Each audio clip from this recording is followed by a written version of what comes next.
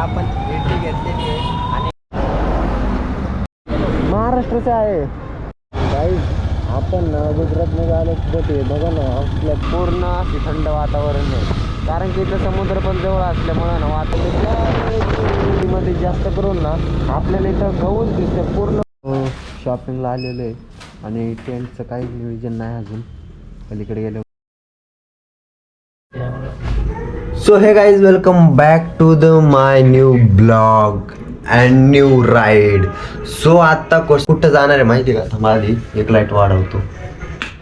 हां, सो आत्ता आपण जाणार आहे टोटली 620 किलोमीटरची टोटल राईड राहणार आहे, ते पण बाईक राईड आणि डिओ जाणार आहे.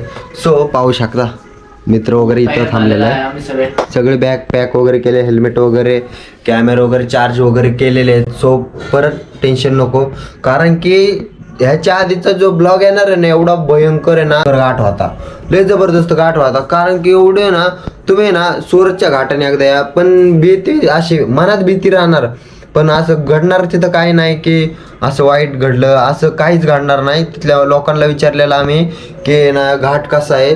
सो त्यांनी सांगितलंय ना, तुम्ही ना बिंदास रात्री 1-2 वाजता जरी या घाटात ना चालत गेला ना, कशाचीच भीती नाही आहे इथं.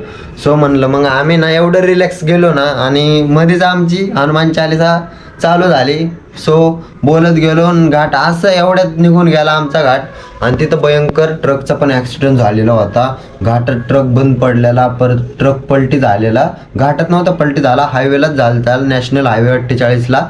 सो गुजरातमध्ये टँकर पलटी झालं, त्याच्यात काहीतरी मटेरियल होतं भरपूर पडलेलं.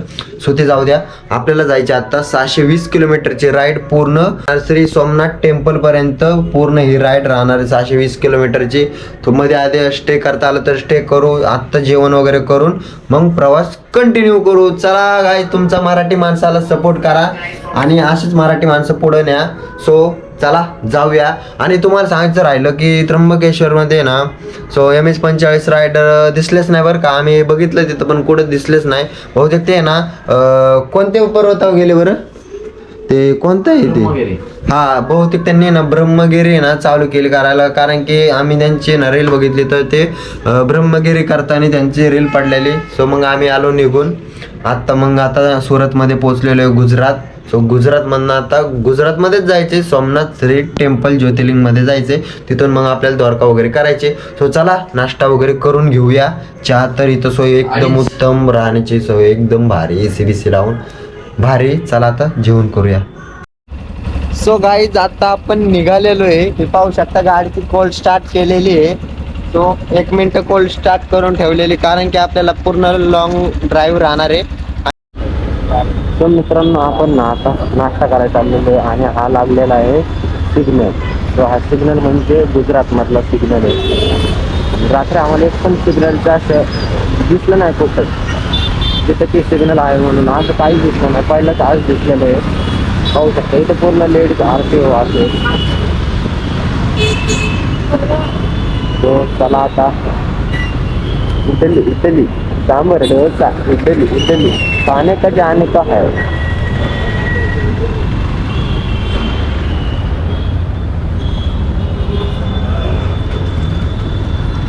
इटली खायला चाललो, इटली. तो इथं हा काहीच बघा समोरच धावलेलं आहे इडलीचं दुसरं होतं. अरे हेच बहुतेक तो इथे इडली खाणार.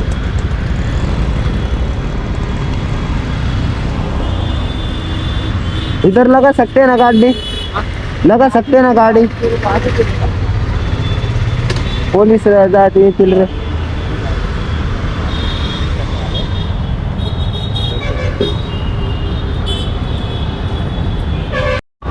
सो पाहू शकता, आपण इडली घेतलेली आहे आणि इडलीचा आस्वाद घेऊन टाकूया.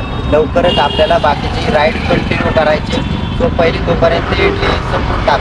रायडर नाही हो भैयाने ना इडली एकच नंबर बनवली. भैया काय बोलायचे, इडली लय भारी होती भैया. इडली बहुत अच्छी थी, इडली बहुत अच्छी थी. मराठी नहीं आती, इधर हिंदी तमिल आती है, हमें भी हिंदी थोड़ी दिक्कत आती है. तो भैयाचा फोन घेतलेला आहे आणि भैया ना फॉलो सबस्क्राईब सगळं करणार आहे यूट्यूबला ना, आपल्या चॅनलला सबस्क्राईब करणार आहे. भैया म्हणलं की ना तुम्ही यूट्यूबर आहेत का, यूट्यूबचं चॅनल असेल तर द्या. मग भैयाला ना यूट्यूबचा आय डी सर्च करून देतोय आपली.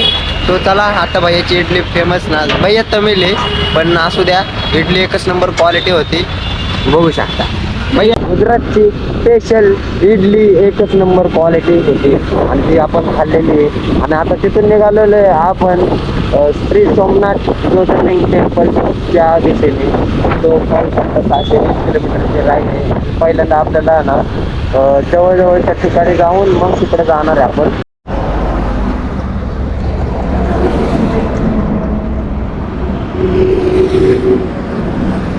ओके जाऊ भाई. लायसन्स ओके काम झालेलं आहे, पाहू शकता लायसन्स ठेवून दिलेलं आहे. सो चला जाऊया, आपली राईड कंटिन्यू करूया.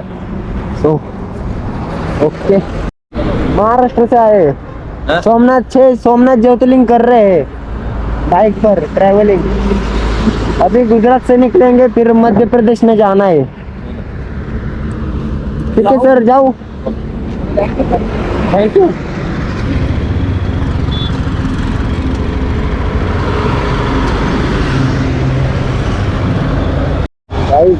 आपण ना गुजरात मध्ये आलो होते, बघा ना आपलं काहीतरी आपल्याला बघायला दिसतो. नक्की काय आहे ना ते मला पण नाही माहिती, पण जबरदस्त आहे, साड्या वगैरे बांधलेल्या. काय आपण ना आता पूर्णपणे भरपूर असं ना कव्हर केलेलं आहे. 720 किलोमीटर आपला डिस्टन्स होता, जो आता राहिलेला आहे फक्त 530 किलोमीटरचा डिस्टन्स राहिलेला आहे, पाहू शकता मॅपमध्ये. आणि आपण हे पूर्ण कंटिन्यू करणार 9 तासात पूर्ण 620 राईड पूर्ण संपन्न करणार आहे ना. बघू शकता पूर्ण ना सगळीकडे गुजरातमध्ये शेतीमध्ये जास्त करून ना आपल्याला इथं गहूच दिसते. पूर्णपणे ना गहू केलेलं आहे. गहू नाही रे, बहुतेक हे असेल तांदूळ केलेलं दिसतंय. बहुतेक ना सगळीकडे तांदूळ आहे, तांदूळ का गहू आहे ते आहे. पण पूर्ण बघा जिथं बघेल ना तिथं पूर्ण ना गहू आहे. बहुतेक सगळीकडे गहू आहे. बहुतेक इथं जास्त करून ना गहू करतात. तो गुजरातमध्ये अजून काय काय करते ते आपण बघणार आहे. 2 दिवस आपण एक्सपिरियन्स घेणार आहे, नक्की काय काय इथं काय काय पिकलं जातं ते सगळं पाहणार आहे. शॉपिंगला आलेलो आहे आणि टेंटचं काही नियोजन नाही अजून, पलीकडे गेल्यावर टाकता येईल. तो काही हे 2 भाऊ भेटलेत आपल्याला आणि हे म्हणतात की ना तुम्हाला कॅम्पिंगसाठी आणि हॉटेलसाठी जागा देतो. तो बघूया आता हॉटेल पण दाखवतो आणि कॅम्पिंग करण्यात जरा जास्त मजा आहे. किती ना किती 6, 7, 8 वाजता 7:30 8 बजे. और कितना रेट वो? 500 700 के आसपास 500 के अंदर. हो भाई, मदत करतात आपल्याला. मरली भारी हाथ बार